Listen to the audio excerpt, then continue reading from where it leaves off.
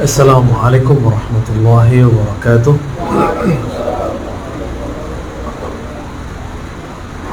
Alhamdulillah wassalatu wassalamu ala sayyidina Rasulillah. Allahumma salli wa sallim wa barik ala sayyidina Ahmad, sayyidina Muhammad, sayyidina al-Mahdi wa ala alihi wa ashabihi wa baitihi wa dzurriyyatihi ajma'in. Ditutup sekalian. Ya, oke, sip. Penghalang angin sekalian, Pak. Baik.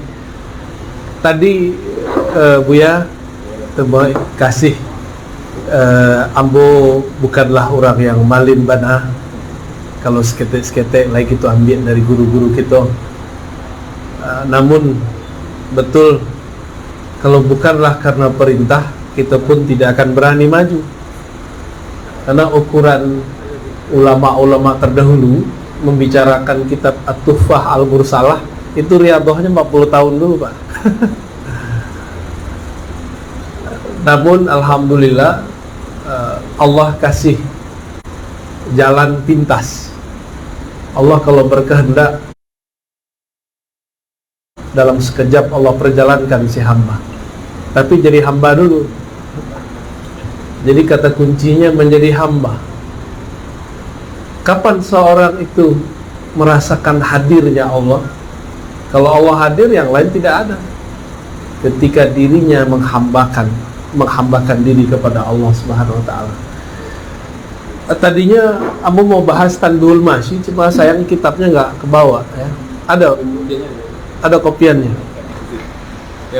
Kebetulan kita ada yang masih teks aslinya, alhamdulillah di ini udah ada terjemahan ya. Yang dari Kiai Oman bukan? Iya, Kiai Oman ya. Prof Oman.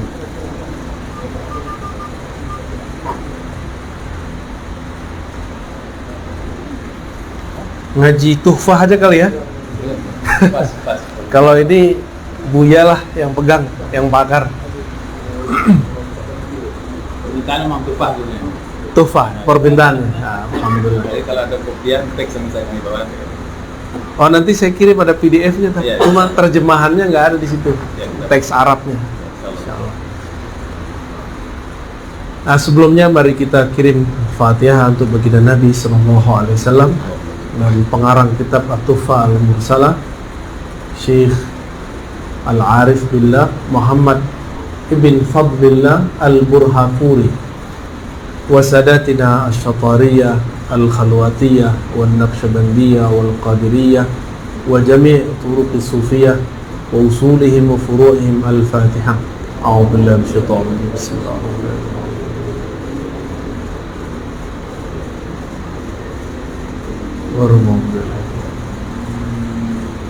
Sebelum masuk ke Tuhfah, jadi di kitab Tanbihul Masyi itu ada sanad tarekat, benar ya?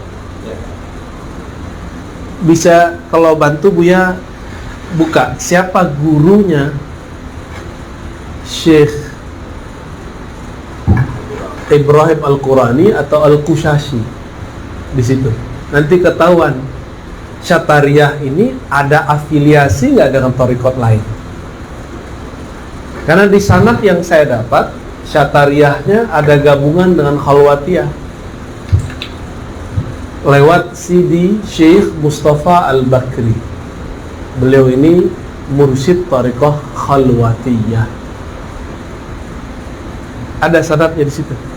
Boleh ya.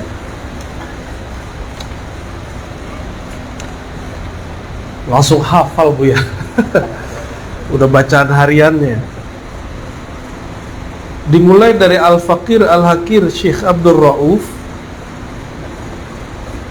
an Syekhin Al-Arif Billah Al-Kamil Mukammil Safiyuddin Ahmad bin Muhammad Al-Madani. Bukan Madani, ini teksnya masih tulisnya Al-Madani. Al-Madani Al-Ansari Asy-Syahir bil-Qushashi an Sayyidina Abil Mawahib Abdullah Ahmad bin Ali Al-Qurashi Al-Abbas As-Sanawi. Berarti beliau jalurnya jalur Syatariyah murni kalau yang ini. Jadi dari Abdul Mawahib Abdullah Ahmad bin Ali, ya. Ahmad bin Ali. Yang pasti begitu Abu Abdillah kali ya. Kan nama beliau Ahmad bin Ali As-Sannawi. Nah, kalau di sini pakai sa. As-Sannawi. Jadi Al-Imam Al-Qushasi itu ahli hadis di Madinah, maka disebut Al-Madani. Beliau mempunyai 40 sanad thariqah lebih itu ya. Namun yang masyhur dikembangkan oleh Syekh Abdul Rauf Al-Jawi As-Singkili yang diturunkan kepada tuan guru besar kita, Tuan Syekh Burhanuddin diulahkan, itu Asy-Syatari. Tapi dalam salinan tertentu yang disebutkan bukan nama Syekh Asy-Syanawi, tapi Mustafa Al-Bakri kawannya. Maka bolehlah disebut Syatariyah itu dulu Khalwatiyah, Syatariyah Al-Khalwatiyah, jadi dua. Bolehnya itu boleh, karena seorang Imam Al-Qushasi memegang sanad 40 thariqat. Kalau di kitab hadis, nama Al-Qushasi di belakangnya An-Naqsyabandi. Berarti beliau punya juga tarekat An-Naqsyabandi. Di teks yang lain ditulis Al-Qadiri. Nah, cuma yang masyhur itu An-Naqsyabandi sama Al-Khalwati dan Syatari itu. Kok bisa? Ya wajar, dia kan seorang imam. Kalau imam bolehlah dia punya banyak metodologis dalam mengenal Allah. Tapi kalau orang awam cukup satu. Kalau dia seorang imam, kepalanya terlalu luas untuk cuma satu thariqat. Kolbunya terlalu lebar. Kalau cuma 2-3 thariqat, dia bisa banyak thariqat. Thariqah itu kan cuma metode. Metodologis itu bisa banyak, bisa satu, ya enggak? Ada orang yang tidak terbiasa dengan banyak cara, dia cukup dengan cara lama. Nah, ini Imam Al-Qushasi, ya, beliau keturunan Al-Ansar dan mendapatkan banyak jalur thariqah, terutama thariqah Asy-Syatariyah. Kalau saya menyebut Syatariyah itu tarekat yang mengantar kepada kaidah-kaidah hakikat, kalau Naqsyabandi itu tarekat yang mengajarkan riyadhah dan mujahadat. Makanya orang Naqsyabandi ada suluk 40 hari, itu rajin-rajin. Kalau di Syatariyah ada sembahyang sampai puluh. Itu beda, walaupun bentuknya mirip.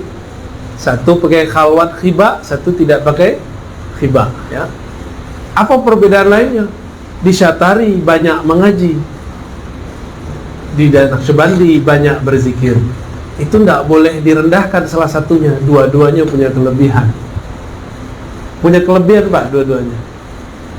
Kalau orang ahli zikir enggak ngaji, tidak bisa mengibaratkan apa yang dia rasakan. Kalau Syatariyah belum terasa sudah bisa diungkapkan. Kadang-kadang begitu. Maka mereka seharusnya saling tukar ilmu.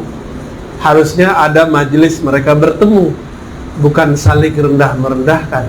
Begitulah yang kita terima dari masyayikh kita dari masa ke masa. Mereka saling bertemu, saling berbagi, ya.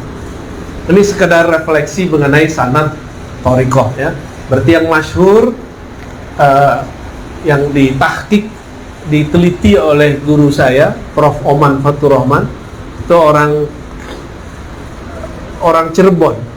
Cirebon ini nggak dapat Syatariyah juga, tapi dari jalur Syekh Abdul Muhi Pemijahan. Ada satu lagi namanya, siapa namanya? Syekh Alam siapa gitu, saya lupa ya. Itu juga sama. Jadi ada beberapa jalur Syatariyah di negeri kita, minimal 3 itu. Tapi yang masyhur sekarang cuma Ulakan, Pak. Yang Syekh Abdul Muhi, saya belum ketemu lagi nih penjawab penerusnya.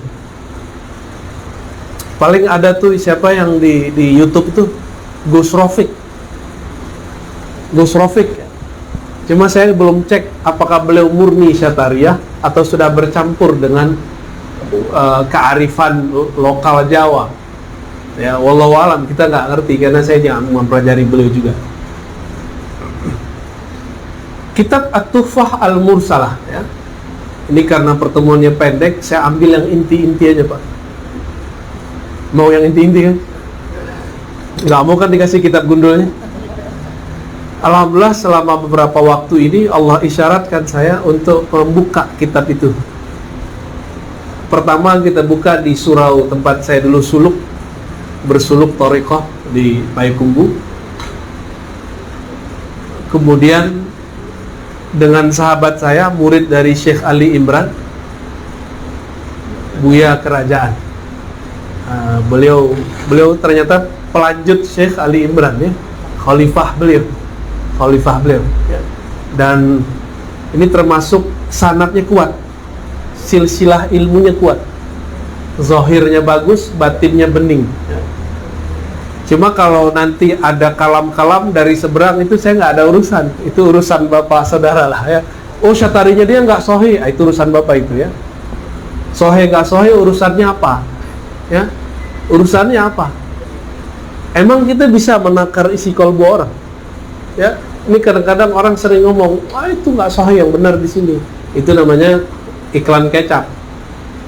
Kalau iklan kecap pasti yang dari kita yang paling bagus. Tapi dengan Buya dan kawan-kawan mengundang saya, itu tanda kalau hati sudah terbuka. Ya, alhamdulillahirabbil alamin. At-Tuhfah Al-Mursalah secara harfiah berarti hadiah yang dikirimkan untuk baginda Nabi sallallahu alaihi wasallam. Judul lengkapnya At-Tuhfah Al-Mursalah ila ruhin Nabi sallallahu alaihi wasallam. Beliau memulai dengan kalam tentang al-wujud. Nah, ini jatuh-jatuh ntar nih, nggak punya saku kita. Sebentar ya.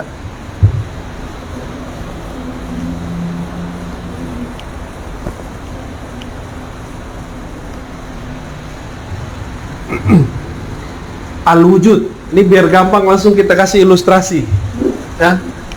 Bapak nggak usah baca kitab gundulnya. Gundulnya cukup kepala saya gundul.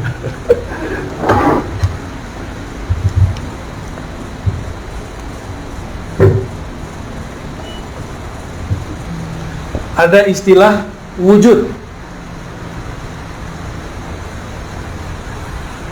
Lebih nyaman teks Arab atau teks Latin? Latin, oke. Wujud itu bahasa Arab, Pak. Artinya Sang Maha Ada.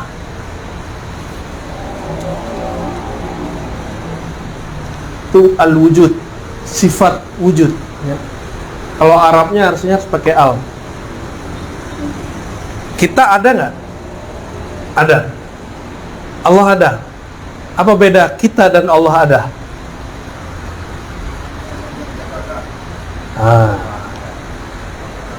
Apa nih? Oke, diadakan. Dia maha ada. Kalau dalam ilmu akidah, ini pakai ilmu akidah dulu. Akidah itu pakai akal. Nanti baru masuk ke kolbu. Bertahap. Ada mereka baginya kiri kanan, ada yang bagi. Kalau saya baginya nggak pakai kiri kanan, nggak setara. Ada yang disebut wajib ada.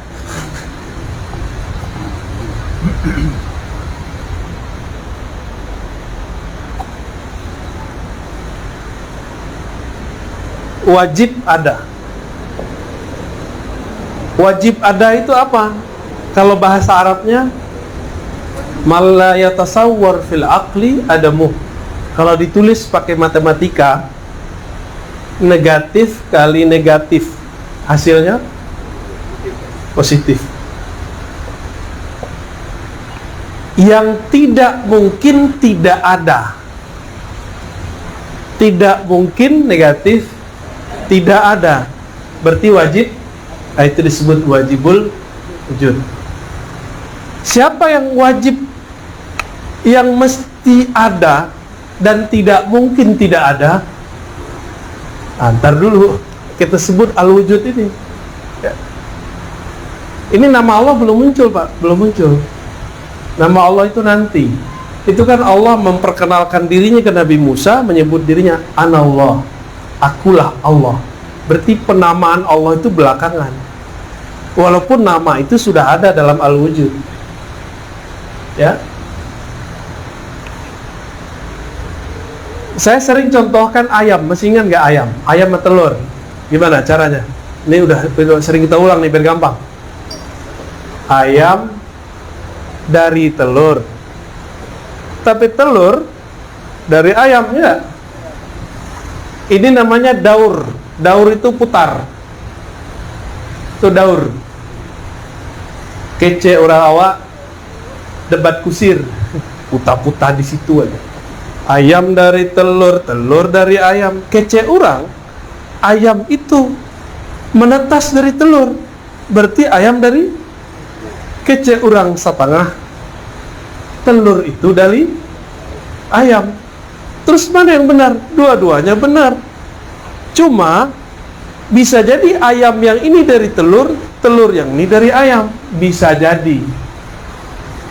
Maka harus ada yang bukan ayam, yang bukan telur, dan dia lebih dulu ada dari alam ayam dan telur.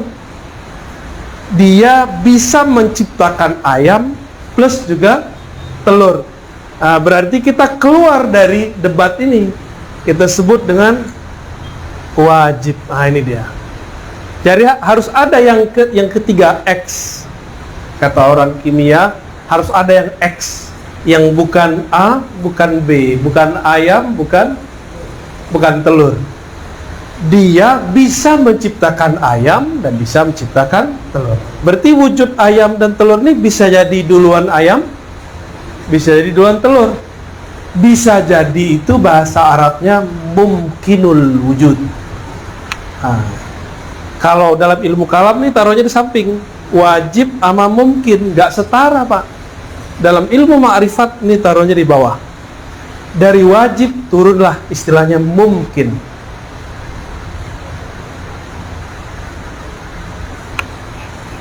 Ada tisu? Oh, ada penghapus.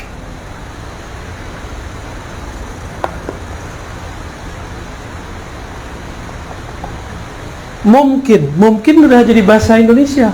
Mungkin A, mungkin B, mungkin ayam duluan, mungkin telur duluan.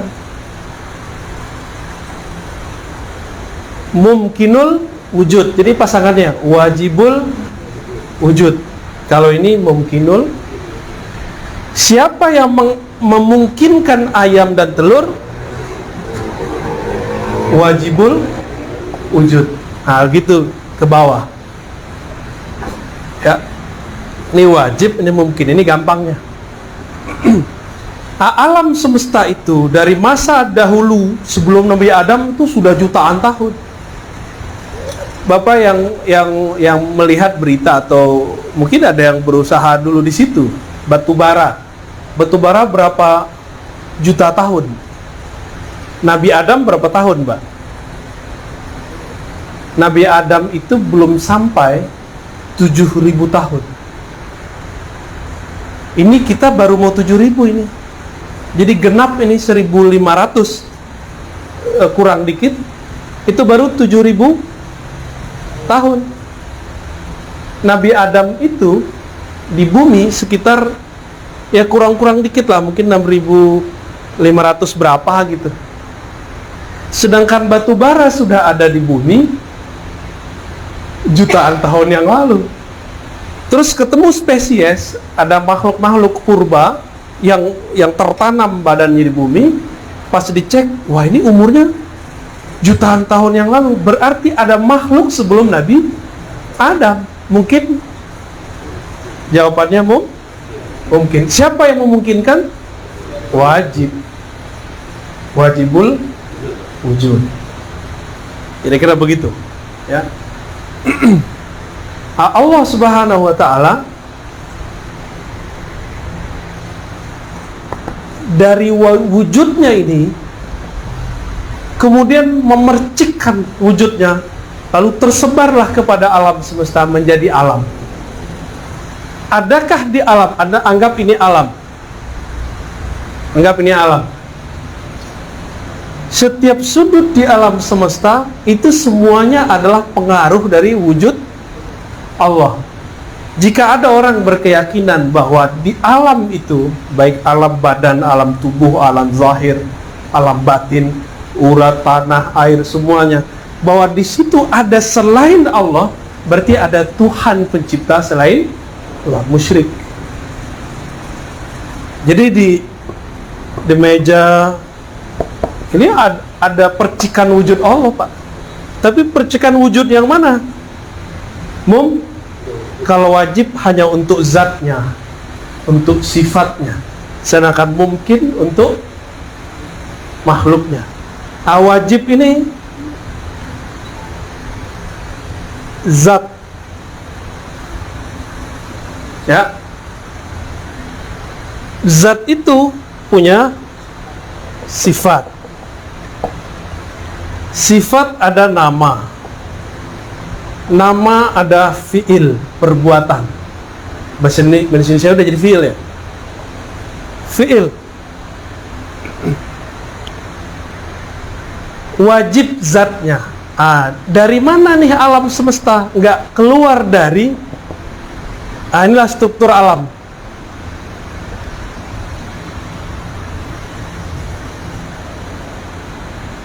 Jadi dengan sifat, nama, dan fiil itu ada alam. Maka kalau buka kitab-kitab lama, itu ulama kita supaya merasakan Allah itu ada, mereka kemudian menghubungkan 4 anasir di tubuh. Ini kalau tubuh manusia, anggap alam itu, biar gampang, alam ini kan terlalu banyak. Ulama kita sepakat, alam itu manusia besar, manusia alam kecil. Ini sekarang kita jadikan dia adalah manusia. Bansuan Pak. Mudah kok, nggak gampang, nggak sulit kok. Manusia di dalam dirinya ada 4 unsur. Udah kebayang sama Buya nih. 1 air, ya nggak? Terus lawan air, di sini nih lawannya api. Di sini ada udara, kayak Avatar ya. Sini tanah. Mau sampai ke alam mana dicari, alam yang zahir ya, itu nggak lebih dari 4 ini Pak. Mau Bapak buka tuh Jupiter, sama. Apalagi planet apapun yang ada di alam semesta itu nggak keluar dari air, udara, api, tanah. Ulama kita dulu menyebutkan air itu kaitannya dengan nama apa, udara nama apa. Itu nggak kaku dan nggak baku. Jadi beberapa ulama menyebutkan air itu nama Allah hayat. Bisa jadi, karena ada ayatnya, kami ciptakan dari air segala sesuatu menjadi hidup. Tapi ada ulama lain menganggap air bukan sifatul hayat. Berarti itu perbedaan ulama memandang. Maka beberapa buku-buku Syatari yang dijual di Makom, ada kan? Itu kok buku dijual-jual sembarangan itu Pak. Ya, takut salah paham ntar. Harus ulamanya yang menjelaskan, yang dijual-jual begitu, itu kitab ma'rifat. Kok diobral? Ya, cincin bagus diobral atau harus di toko spesial? Cincin bagus Pak. Iya, dijaga di dalam atau dijual di emperan? Di dalam. Itu ilmu rahasia, kasih tahu Pak sama orang sana Pak. Saya gregetan ngeliat itu. Ini kitab luar biasa ini. Kitab pengajian diri, pengajian Syatariah. Kok dijual-jual, itu fotokopiannya jelek lah ya. Nggak ridho, kita nggak ridho ya. Maka mohon maaf, saya kalau masuk sana ziarah saya nggak nyaman Pak sekarang. Ini mohon maaf kepada teman-teman Syatariah ya. Saya cinta dengan Syekh Burhanuddin. Tapi kok begitu cara menghormati Syekh Burhanuddinnya, kok gak hormat gitu. kitab-kitabnya dijual sembarangan. Ya. Akhirnya kesan-kesannya sudah, kalau kesana tuh begini kan, ya itu ujian bagi kita yang ziarah. Cuma jangan gitu-gitu amat lah, diatur lah itu, ya. Tapi ya kayaknya aneh ngomong ini dimarahin orang juga deh kita. Enggak, ini kita sebagai pencinta ulama-ulama thariqah, terutama Syekh Burhanuddin, ya. Kalau enggak kita yang negur, siapa lagi Pak? Mau ditegur sama Wahabi. Kalau Wahabi langsung syirik kata dia. Orang bagi kita ziarah begitu nggak mau syirik, cuma caranya bikin nggak nyaman. Nggak nyaman, saya nggak nyaman ziarah di situ. Maka saya cuma berapa 2 atau 3 kali bisnis udah nggak nyaman ke sono. Ya, kita ziarah lewat dari mobil aja. Assalamualaikum Tuan Syekh Burhanuddin, udah gitu aja Pak, Al-Fatihah, berangkat saya. Cuma ngeliat dari jauh aja udah. Baik. Inilah inti pengajian daripada Syatariah. Cuma sayangnya ada yang salah faham. Maka muncullah kitab Tanbihul Masyi. Ya. Ini nih disebut, ini hayatnya Allah, ini apanya Allah, ini sifatnya apa gitu ya. Jadi di tubuh kita ini semuanya ada nama Allah. Emang nggak usah jauh-jauh, di air ini ada nama Allah kok. Kalau tidak ada nama Allah di alam semesta, maka alamnya hancur. Pohon kalau sudah mati, berarti dia sudah berhenti menyebut nama Allah. Hewan kalau mati, berarti dia berhenti menyebut nama Allah. Itu bedanya sama kita. Kita nggak nyebut nama Allah secara kesadaran.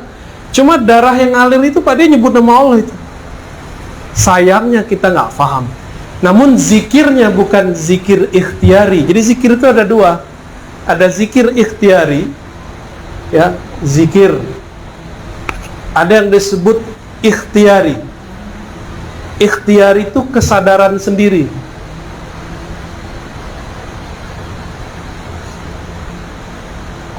Saya sadar saya zikir, maka saya pilih zikrullah. Ini zikir ikhtiari. Orang yang zikir begini, inilah yang disebut salik. Apa arti salik? Orang yang suluk, yang mau menempuh jalan kepada Allah. Kan beda thariqat, beda suluknya. Cuma karena yang dominan di daratan, di dare, suluk itu berkhawal 40 hari, orang taunya orang suluk berkhalwat, itikaf. Kalau di Piaman, suluk itu yang ngaji, zikir, ngaji, zikir. Tapi zikirnya zikir ikhtiari. Di tubuh kita yang disebutkan dalam kajian-kajian diri, kajian-kajian makrifat diri, darah zikirnya ini, ada nama Allah di tulang, ada nama Allah di daging. Itu kajian-kajian begitu, Pak. Itu namanya zikir tubuh ittirari, ya. Ittirari pakai do. Do itu nulis ininya apa? Ini ya? DH.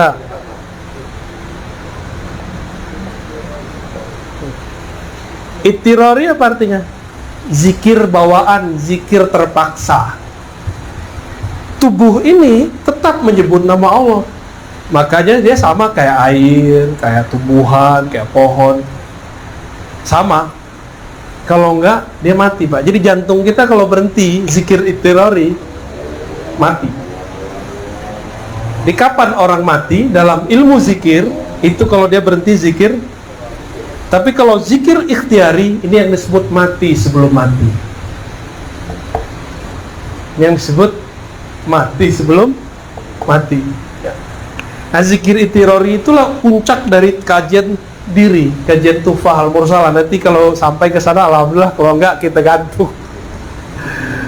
Zikir yang tidak berhuruf, tidak bersuara, tidak berkata-kata, hanya makna semata-mata. Tapi di beberapa kajian Syatari ada yang ketinggalan nomor pertamanya tentang zikir. Ternyata zikir itu ada pintunya di depan sini, di ujung kitab. Apa pintunya depan sini? Kata pengarang Tuhfah, kalau engkau ingin wusul kepada Allah, nah ini udah ujung kitab nih, Pak. Udah ujung kitab nih. Sebenarnya kalau sampai di sini udah selesai kajiannya. pintunya adalah ittiba. Apa arti ittiba? Mengikut kepada sunnahku, zahir ataupun batin. Tidak hanya zahir, tapi juga batin. Batin itu yang mahal. Ini pintunya. Pintu keduanya baru zikrullah. Zikir yang mana? Zikir ikhtiari. Bagaimana zikir ikhtiari? Zikir ikhtiari ini macam-macam. Nah, yang paling puncak, zikir yang tidak lagi menyebut. Dia sudah sampai tataran mengingat. Dari mengingat diangkat lagi oleh Allah kepada muraqabah, merasa dilihat. Diangkat lagi, Allah yang angkat, Pak, kepada maqam ihsan. Nanti panjang di situ tuh. Sekarang kita balik lagi deh. Supaya sampai ke zikir itu harus paham ma'rifatun nafs ini, bahwa di tubuh kita mengalir nama dan sifat Allah Subhanahu wa ta'ala. Di tengah perjalanan tarekat Syatariah berkembang di negeri ini, maka muncullah kemudian kelompok-kelompok yang mengatakan apa? Kalau tubuh kita ini, batang diri ini, ada nama Allah di dalam, berarti wujud kita, itu dia. Wujud kita, wujud Allah sama nggak? Pasti mereka bilang nggak sama. Tapi mereka terjebak di kalam apa nih? Ini dua hal yang beda nih, Pak. Di tengah perjalanan kajian makrifat, karena makrifat itu ada yang hakul makrifah, ada yang makrifat biasa, itu disebut hakikat. Kita sering dengar ya istilah syariat, tarekat, hakikat, makrifat. Apa beda hakikat sama makrifat, Pak? Sering dengar kan? Dia barangnya sama tapi beda. Ibarat gunung tuh begini. Ini syariat bagian bawah. Ada puncak nggak kalau nggak ada kakinya? Ada puncak nggak ada lerengnya? Ada puncak nggak kalau nggak ada punggungnya? Nggak ada bahunya? Nggak ada. Ma'rifat itu adalah al-haqa'iq al-kulliyah, bahasa Arabnya. Apa arti al-haqa'iq al-kulliyah? Gabungan semua hakikat atau puncaknya. Itu disebut ma'rifat. Jadi ma'rifat itu adalah gabungan hakikat. Hakikat ini lagi tercerai-berai. Sampai di sini syaitan Azazil, iblis pun ikut serta. Dulu yang ngajar di surga itu kan salah satunya iblis. Dia ngajar hakikat tapi belum sampai ke ma'rifat. Hakikat itu inilah kajian sifat, nama dan fiil. Kalau tarikat zikir, wirid, itu tarikat. Kalau syariat amal zahir. Amal. Kalau hakikat apa? Tadi. Apa di sini? Tauhid. Nih, tauhid. Kalau di ma'rifat itu tauhid. Nih, Pak. Semoga antum kejebak.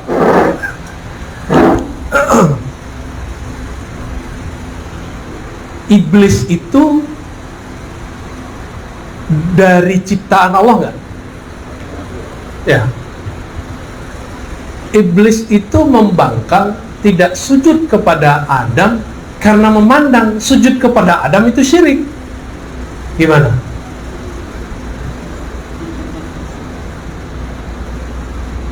Gimana, Pak? Ya Allah, kenapa engkau menyuruh aku sujud kepada selainmu? Bisa nggak dia protes begitu? Itu hakikat iblis namanya. Itu level rendah, ada level lebih tinggi. Ya Allah, aku ini bersifat begini kan engkau juga yang menciptakan. Wow. Tuh dia nyalain siapa tuh? Ya.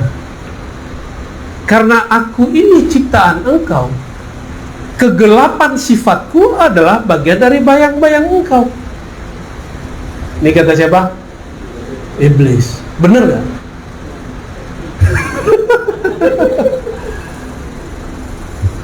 Bisa benar, bisa enggak. Yang diomongkan oleh ahli hakikat itu pasti benar. Mau dia iblis, mau dia wali, pasti benar. Bedanya nanti dia jadi waliullah atau jadi wali setan, udah itu aja. Sama-sama wali, Pak. Ngomong hakikatnya sama, teorinya sama. Nanti ujungnya apa? Kalau aku ini, empat anasir tubuhku ini adalah nama dan sifat Allah. Qalbuku adalah asma Allah. Ruhku adalah zat Allah. Oh, gawat itu, Pak. Berarti aku ini Allah dong. Begitu mereka terjebak. Maka berbicaralah salah seorang mereka dulu. Sampailah kabar itu ke Madinah, dibawa oleh Syekh Abdul Rauf. Dilaporkan kepada imam, murid dari Imam Kusyasi. Imam Kusyasi sudah wafat. Muridnya, khalifahnya namanya Imam Al-Qurani, Ibrahim Al-Qurani. Itu ahli hadis juga, Pak. Apa laporan yang sampai ke beliau? Ditulis di Tanbihul Masyi. Wujuduna wujudullah. Wujud kami ini wujud. Kenapa? Nah, ini akibat ngaji diri nggak pakai guru. Dibaca di lembaran teks. Darah itu, air di tubuh adalah sifat hayat. Wah, begitu, Pak. Tulang itu sifat nama qayyum. Macam-macam teorinya. Kulit apa, daging apa. Udah sampai begitu. Berarti tiada dalam diriku kecuali hanya Allah. Kalau begitu, wujudi wujuduhu. Wujudku wujud Allah. Ini zikirnya mereka. Maka mereka gantilah satu zikir yang tadinya itu zikir yang benar menjadi zikir yang menyesatkan. Bahasa Melayunya, zat aku, zat Allah. Nah, itu zikir mereka tuh. Sifat aku, sifat Allah. Asma'ku, asma Allah. Asma itu nama. Fi'ilku, perbuatanku, perbuatan Allah.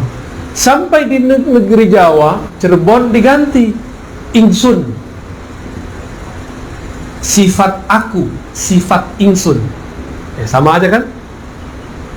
Saya udah ketemu, Pak, dua orang yang zikir begitu, matinya mati suul khotimah. Dua-duanya meninggal di WC dan kepalanya diambil oleh malaikat maut, dibentur itu, Pak. Pong! Hancur kepalanya, berdarah. Dua orang udah. Dan dua-duanya saya udah kabarkan dari masih remaja. Pak, Bang, ada dua nih. Satu orang Minang, satu orang Bugis. Bugis Betawi. Bang, ini zikir iblis. Ini zikir hakikat, tapi hakikatnya sudah dibelokkan oleh iblis. Sudah dibelokkan oleh iblis. Terus, tolong ditinggalkan. Saya khawatir nanti suul khotimah. Saya udah ngomong gitu, Pak. Udah, nggak bisa. Ini saya terima dari guru saya. Kamu kan anak kuliahan, ngerti apa? Ngomong gitu deh. Akhirnya, beberapa waktu saya kabarin lagi. Nggak mau dikasih tahu, saya nggak datang lagi ke mereka. Dengar kabar sudah meninggal di WC, Pak, kepalanya dibenturkan oleh malaikat maut. Nggak ditunggu dulu, padahal dia keluar dari WC, WC-nya surau, WC-nya masjid. Nggak ditunggu keluar, Pak. Nggak ditunggu keluar. Yang boleh ngomong zat aku, zat Allah siapa? Hanya Allah, karena kata zat itu ana. Yang boleh ngomong ana itu cuma Allah. Dia sudah ambil tuh haknya. Masih ingat gak dosanya iblis? Sebelum dengan Adam, itu iblis sudah punya dosa. Maka kalau kita baca teks Arabnya, iblis itu punya dosa. Antum ada yang mau khidmah gak? Hapusin. Ada dosanya iblis. Hapus semuanya, boleh. Aba wastakbara wa kana minal kafirin. Iblis itu aba. Apa arti aba? Enggan, malas-malasan, malas. Disuruh-suruh dia malas. Yang kedua, ini yang paling berat, wastakbara. Dia merasa dirinya kibir, besar. Ini mohon maaf nih, Pak. Ini Bapak ibu, ini bapak nih, gak ada ibunya, datang ke sini berarti sudah menekan kibernya. Berarti insya Allah selamatlah dari sifat iblis ya. Tapi terbersit sedikit saja, saya lebih ngerti kok, udah pak, kena iblisnya. Sama, saya kalau ngomong begitu juga sama. Itulah rahasianya Pak Direktur ya. Saya kenapa kalau mau ngajar itu saya diam dulu, itu menolkan diri. Lalu saya bacalah nama Allah Ahad. Allah Ahad, hanya Allah lah yang Ahad. Kemudian Ahmad. Tapi yang berikutnya rahasia. Nggak boleh semua kita sebut, ntar jadi rame lagi. Apa sifat iblis? Aba wastakbara.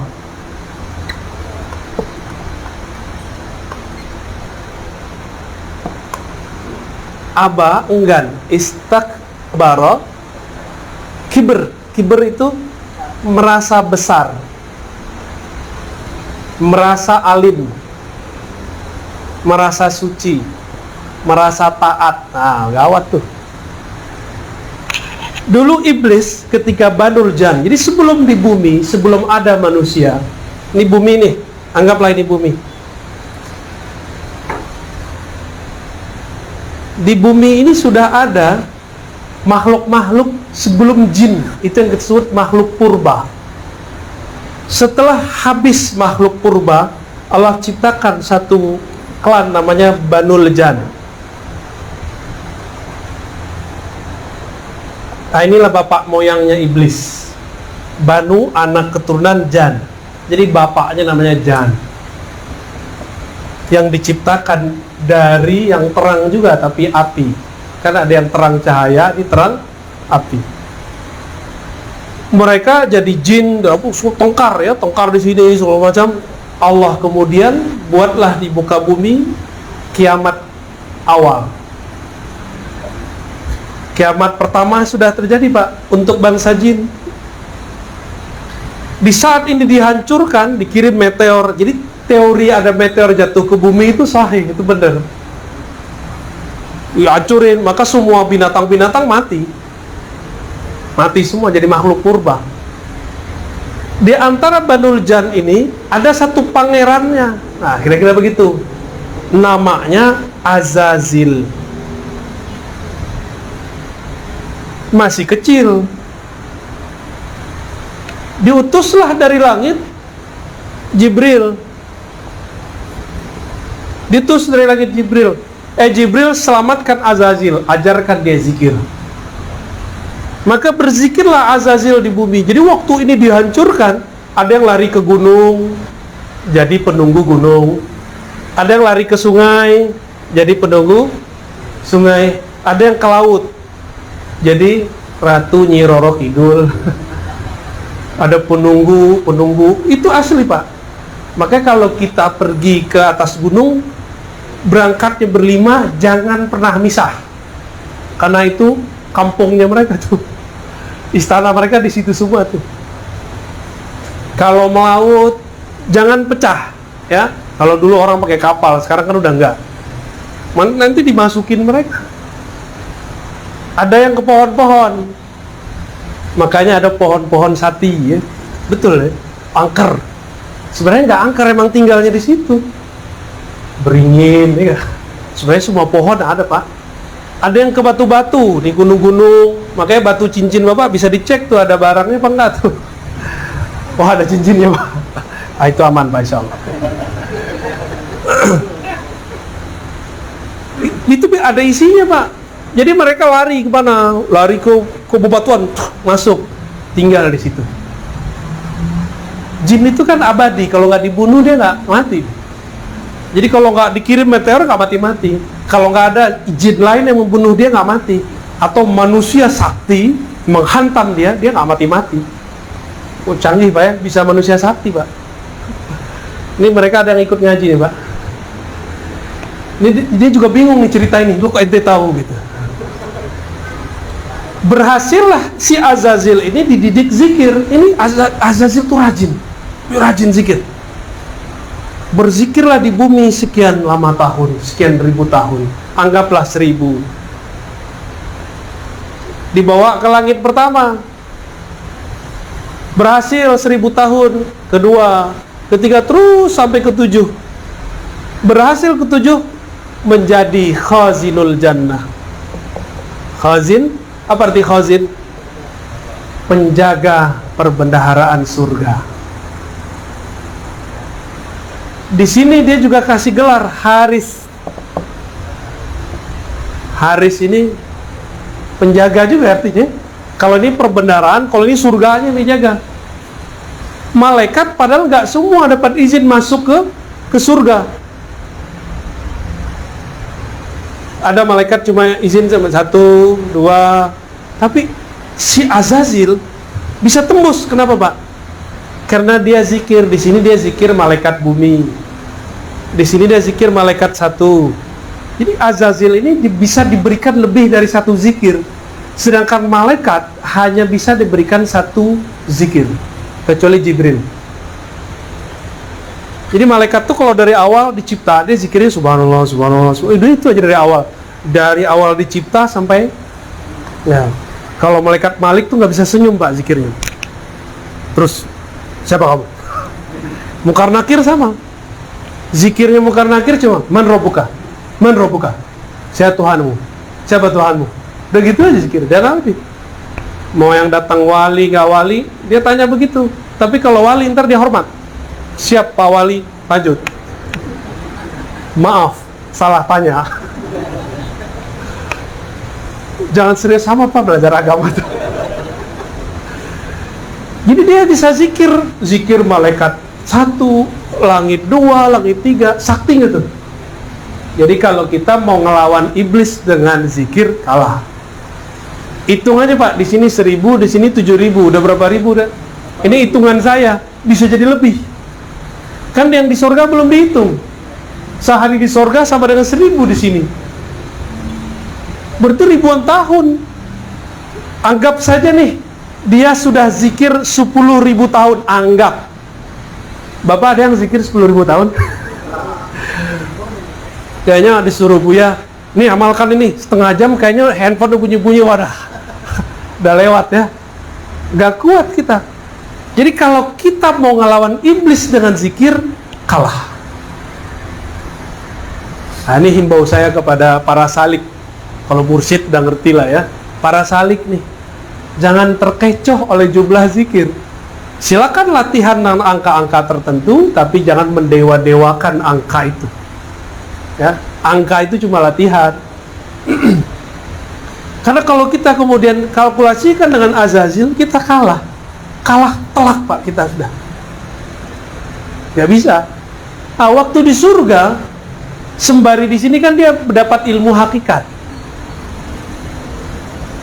Ketika dia sampai kepada puncak nur zikirnya, nah, iblis itu sampai kepada kalam yang tadi, yang dikalamkan oleh orang di bumi, yang dilaporkan ulang oleh murid-muridnya Syekh Abdul Rauf ke Madinah. Apa kata iblis? Ya Allah, Engkau ini kan kabir. Dengan kabirmu, Engkau bisa mengatur alam semesta. Boleh dong pinjam bentar gitu. Itu yang disebut istakbaro. Ini tafsir hakikat nih. Istakbaro meminta kibirnya Allah, meminta kebesaran Allah. Apa kebesaran Allah? Ana Rabbul Alamin. Akulah yang mengatur alam semesta. Jadi iblis itu minta dipinjamkan selendang, miripnya punya beliau nih. Itu kan pakaian kewibawaan untuk seorang mu'alim. Kata iblis, ya Rob, pinjam dong bentar.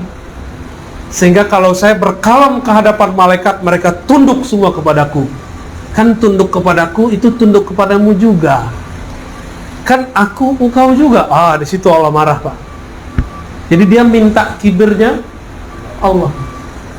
Maka ayatnya menyebutkan dengan lafaz pasten, madhi, aba wastakbara. Dia telah sombong sebelumnya. Pernah minta kesombongannya Allah. Yang boleh sombong kan cuma Allah. Allah itu maha sombong, itu Al-Kabir, Pak. Ini kalau terjemahan saya, ini agak beda sama terjemahan Kementerian Agama nih. Saya menerjemahnya yang maha sombong, Allah. Wah, udah ada alarm nih. Baik. Jadi Bapak Saudara yang berkat Allah,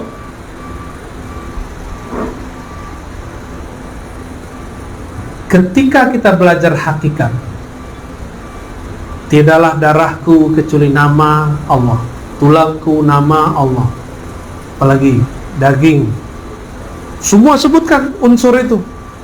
Tapi kita tidak pernah menjadi Allah. Yang ada, jangankan wujud Allah, terbit bulan purnama bernama Rasulullah, maka semua nabi tidak terlihat. Kalau matahari terbit, bintang bisa dilihat gak? Gak bisa. Kalau Allah terbit dalam diri kita, masih ada gak kita? Maka ketika mereka mengatakan wujuduna wujudullah, itu musyrik, karena dia masih ada kaminya. Kalau dia menyebut wujud kami, wujud Allah, kaminya hilang. Itulah zikirnya para ulama, la maujuda bihaqqin illallah. Tiadalah yang wujud sebenar-benar wujud kecuali Allah, yaitu wajibul. Kita ini mumkinul wujud. Maka wujud kita ini menjadi hakiki karena dihakikikan Allah. Kalau enggak ada. Itu yang dilaporkan. Dijawab oleh, pendek kata, oleh Imam Al-Qurani. Apa kata beliau? Jika yang dimaksud lebur wujudmu, tidak lagi wujudmu kecuali wujud Allah, itu ahlul muhaqqiqin, itu ahli hakikat. Tapi kalau kalian maksud ada wujudku, ada wujud Allah dalam wujudku, ini adalah zikir zindik. Bisa bedain ya? Karena sembahyang naik turun, tanallah di badan awak. Ada kan yang ngomong begitu? Itu zindik, Pak. Itu iblis yang ngomong tuh lewat dia. Wah, ini ilmu hakikat. Coba aja cek, gampang marah nggak orangnya? Itu tanda di dalamnya itu Azazil, iblis, bukan Nur Muhammad sallallahu alaihi wasallam. Ya. Jadi bagaimana caranya memahami kitab Tuhfah Mursalah? Saya kasih 3 kalimat aja. 1. Tiadalah wujud di alam semesta melainkan itu percikan dari wujud Allah yang maha wajibul wujud. Tapi Allah wajib, kita mumkinul wujud. Seberapa hebat pun si mungkin ini, tetap dia bukan wujud yang wajib. Ya. Kedua, bagaimana cara merasakan kehadiran, kesadaran mutlak? Jalannya, kata Imam Al-Burhanpuri, pengarang At-Tuhfah Al-Mursalah, cuma 2. Tadi ittiba, mengikuti Nabi, membuang iri dengki, penyakit dalam kolbu. Secara zahir mengikuti sunnahnya Nabi, ajarannya Nabi. Nabi setinggi itu ma'rifatnya, dengan sendal-sendalnya dibawa ke aras, bertemu hadirat Allah berkalam-kalam. Para Allah tidak perlu tempat, tapi ini menunjukkan makom beliau, makomnya harus sampai di aras. Nabi itu kalau mau ketemu Allah nggak perlu ke aras, karena dia sudah tahu klik-kliknya. Ketemu Allah bisa kapan aja, Nabi Muhammad. Tapi menunjukkan kemuliaan jasad beliau, dengan sendalnya Pak dibawa sampai ke aras. Nabi Musa hanya melihat percikan cahaya langsung pingsan. Kebayang makomnya Nabi Muhammad kita. Nabi Muhammad masih tahan. Kita kan mengira kalau ketemu Allah itu ketemu, enggak, itu Nabi sujud di aras. Berarti aras itu adalah masjid yang paling besar di alam semesta, tempat sujudnya Nabi Muhammad sallallahu alaihi wasallam. Jadi setinggi-tinggi ma'rifat itu, sunnah atau ajaran yang zahir Nabi sembahyang itu haknya badan. Coba apa lihat sujud itu kalau ditulis kepalanya mim, badannya ha, ya panggulnya mim, kemudian kakinya dal, benar nggak? Selama kalau kita mau ikut Nabi Muhammad, sayang ke badan, sujudlah kepada Allah. Walaupun kaji kita lah tinggi mana, ya. Lah sampai na ngaji zat aku, zat Allah, itu nggak benar itu. Ya. Jangan sampai ada kalam zat aku, zat Allah. Tiadalah zat aku dalam zat Allah. Itu yang benar. Tiadalah sifat aku dalam sifat Allah. Itu yang sahih. Tiadalah fi'il aku, perbuatan aku dalam fi'il Allah. Tiadalah nama aku dalam nama Allah. Baru disebut wusul ilallah. Diingat setiap nafas naik turun. Diingat bukan nafas naiknya, tapi bahwa diri ini percikan dari wujudnya. Kun, dia berkata, kun. Apa arti kun? Kamal nurullah, kesempurnaan cahaya Allah. Tapi kalau berubah menjadi yang tadi, kamal nar, iblis. Kun juga, kaf, kamal, kesempurnaan. Nun bisa jadi nur, nun bisa menjadi nar. Kita pilih ma'rifat nuriyah atau ma'rifat nariyah. Sama-sama terang, satu dengan cahaya Allah, satu dengan bayang-bayang iblis. Wassallallahu ala nabiyina Muhammad. Ini beneran udah selesai? Hah? Saya sebenarnya Wah, gimana nih? maghrib lah. Ini katanya ada sahabat kita mau ngajak makan di rumahnya. 5 menit lah. Ya, 5 menit boleh. Mungkin ada yang mau dikonfirmasi. Kalau ilmu udah banyak. Ya. Gimana Bu ya? Mau diteruskan atau cukup?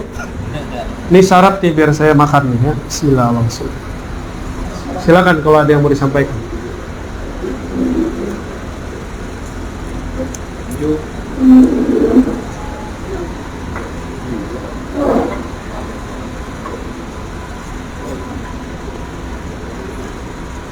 Lupa mangok Pak.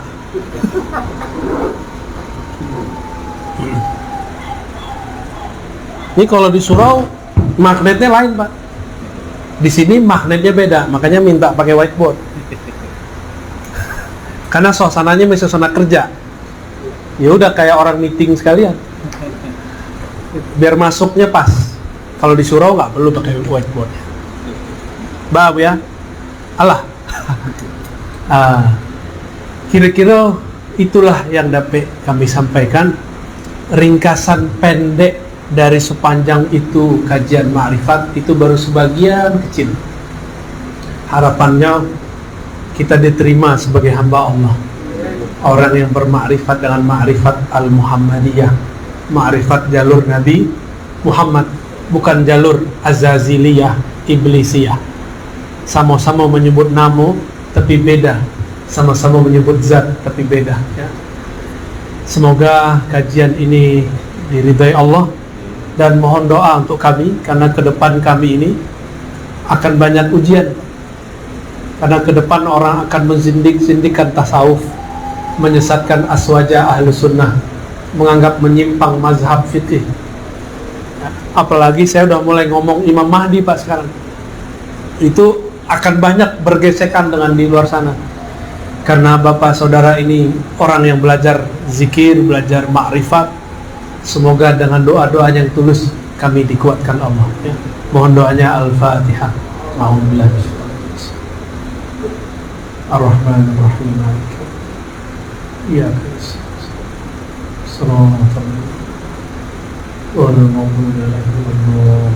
Allahumma Rahman Rahim Karim Azim. Salli ala Nabi Muhammad. Ya Allah, sampaikan salam kami, rindu kami, cinta kami kepada Sayyidul Wujud Sayyidina Muhammad sallallahu alaihi wasallam.